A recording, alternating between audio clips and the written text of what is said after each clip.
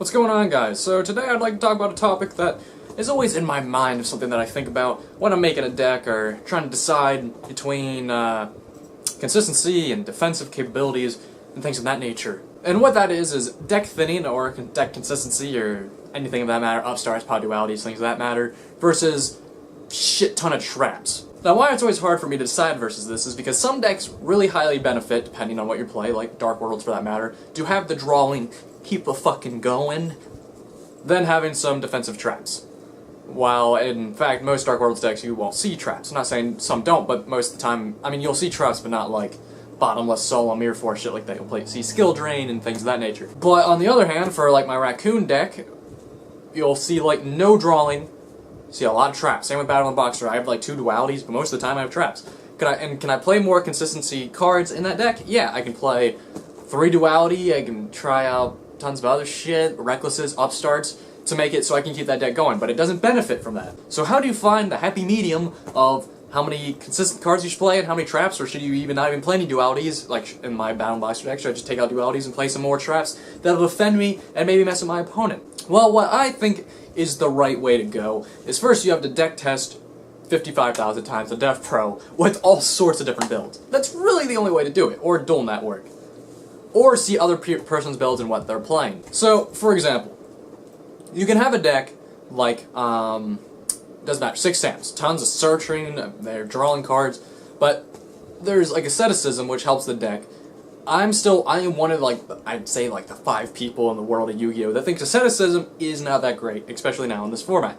I'd rather play drafts because that little consistency for my XYZ is complete poop to the amount of defensive capabilities I can have with playing like some trap cards that'll protect me so I can get up some plays. Because 6 Sams, after you go full out, there's not much you can do if it gets counteracted or something. And a lot of decks these days are really fast. You see Recklesses, you see Upstarts, you try to get your plays out as fast, or you see Burning Abyss, which is playing like an upwards of like 15 traps, which is fucking crazy.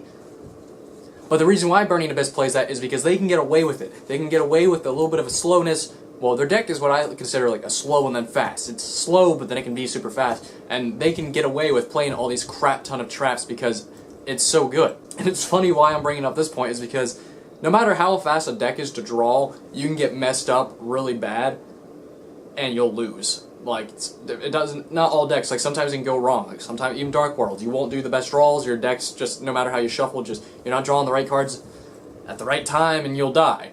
While with trap decks, well, I'm not saying just trap decks, but if you play a deck that has tons of traps, I'm talking like upwards of 20. It's kind of funny, like your opponent can't do anything a lot of the time. It's just like, because after response, you got a response for everything, whether it be a T-Roar, a Scrap Iron Scarecrow, or a fucking Void Trap Hole, a Mirror Force, D-Prison. The list goes on of all the traps you can play, and your opponent just starts getting pissed because it's like, what the fuck do I do? I've even seen some decks that it's just like completely burn traps, and then, well, not all of them, but like 20 cards are like burn trap cards, even ones that do barely anything, and the rest are just like Threatening Roar and defensive traps, Fiendish Chain. It's just like, it's hard, you can't do anything, and it makes the duel go on and lag, and sometimes, and usually that deck will still lose, but it is just so annoying. So, to get to the bottom of it, it matters for each deck, but in the end, from what I've noticed and experienced, most decks actually are better when you play more traps over consistency, because even if you have consistency, you keep drawing off your plays, you're defenseless. And yes, there's also the happy medium, which is what most players go, but like I said, most people are fine with just playing like 2 dualities. Like me, 2 dualities can add some consistency search to your deck, and most decks have their monster effects, which let them search cards as well. So then playing like a rest of just a boatload of traps is just awesome, and that's what